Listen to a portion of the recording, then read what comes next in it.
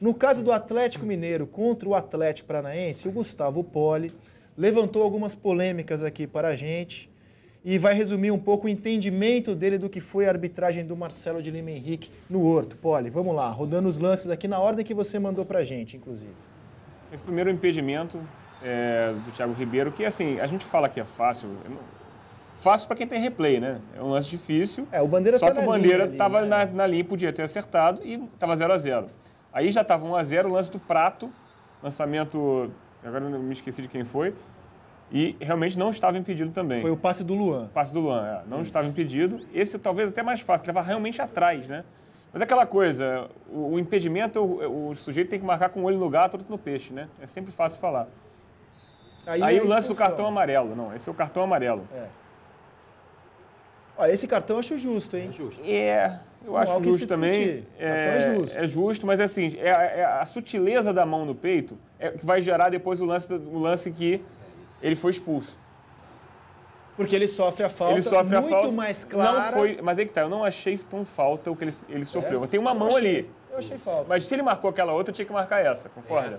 E aí ele reclama e vai expulso. E ele reclama, seguindo a orientação, ele é expulso. E esse é o lance do pênalti que pra mim não foi. Mas é um lance que dá para dar, entendeu? Ele tinha jogado a bola para fora, há um contato, repara que ele deixa o pé também, o jogador do Atlético é o Evandro, há um contrato, mas olha como ele se deixa cair. Agora, daria para dar, o juiz não tem replay. E agora o pênalti que ele não deu no Nicão, do Leandro Donizete no Nicão, que para mim foi claramente pênalti. Olha a chuteira de trás como pega no pé. Agora, olha como a arbitragem é uma coisa estranha e difícil mesmo. Porque na transmissão do Premier, o Bob Faria entendeu que isso não foi pênalti e o jogador deveria ser punido por simulação. Eu discordo frontalmente. Eu também discordo, acho que foi pênalti. E esse lance aí é o lance do Gemerson no Marcos Guilherme, que se isso aí não é claro e manifesta situação de gol, o que é, né? E carrinho por trás. Carrinho por trás. Isso é claramente vermelho. Como ele já tinha expulsado, ele administrou e deu amarelo. Contraste-se esse lance, que eu já tinha mandado com você, com o lance da expulsão do Leonardo Silva, do mesmo Atlético Mineiro, contra a Chapecoense, onde ele não era o último homem, o juiz chegou a marcar pênalti. E aí, o lance aí. Aí havia claramente o Gemerson junto. Por que o Leonardo foi expulso nesse caso? E como que o outro não foi expulso? Aí que a gente contrasta a questão do critério, né? Então estamos falando aqui de uma arbitragem, até agora, a nossa visão, de uma arbitragem muito ruim ontem no Horto, que errou para os dois lados. Quem é o árbitro mais que apitou o jogo, pro Atlético. Diga, Cereto. Quem é o árbitro que apitou o jogo do Atlético? Foi o Marcelo de Lima Henrique, que é um bom juiz. Marcelo de Lima Henrique.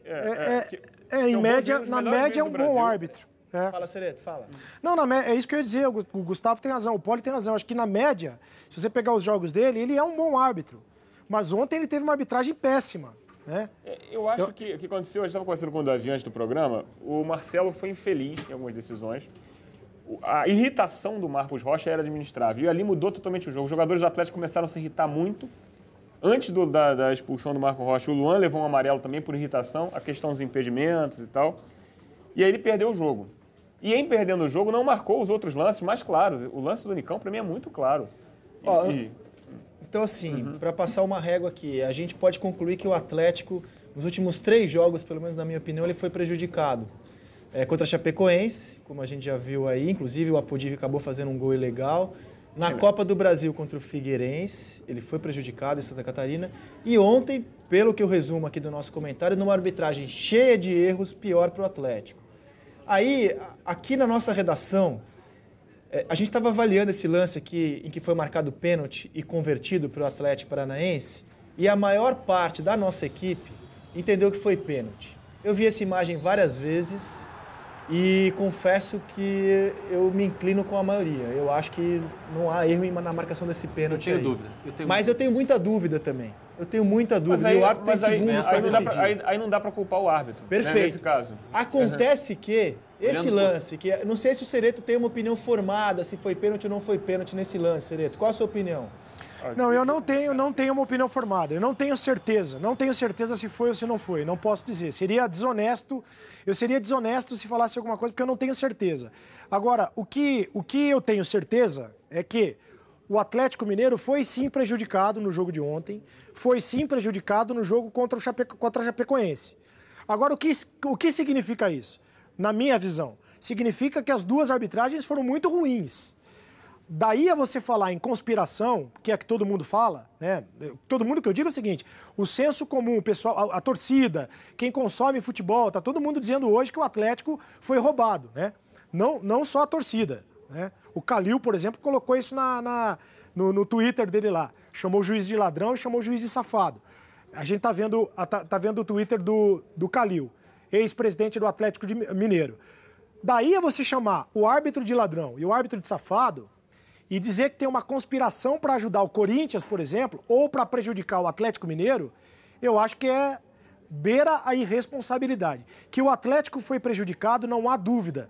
Que faz diferença na tabela de classificação do Campeonato Brasileiro, não há dúvida. O Corinthians não estaria 7 pontos na frente, ou o Atlético não estaria 7 pontos atrás do Corinthians se não tivesse sido prejudicado pela arbitragem.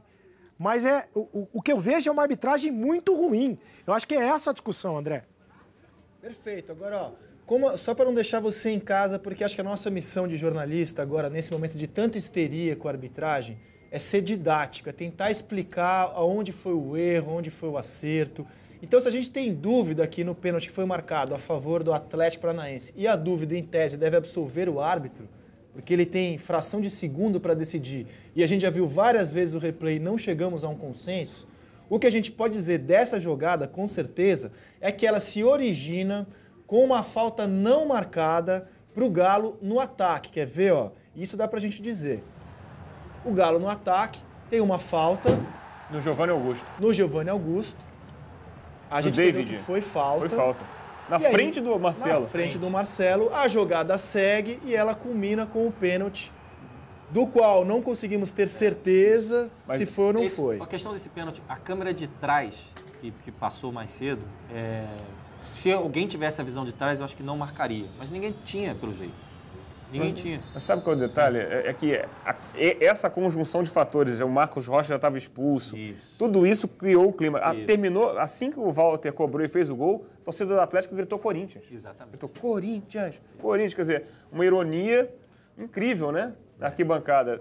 Agora, eu acho que a gente tem que ter muito cuidado, porque apitar é muito difícil, na verdade. A gente olha com 250 replays e não chega a conclusões às vezes. E, para mim, esse é um problema do esporte. Assim, se isso joga contra a credibilidade do esporte, por que não usar o videotape? Por que não usar o replay?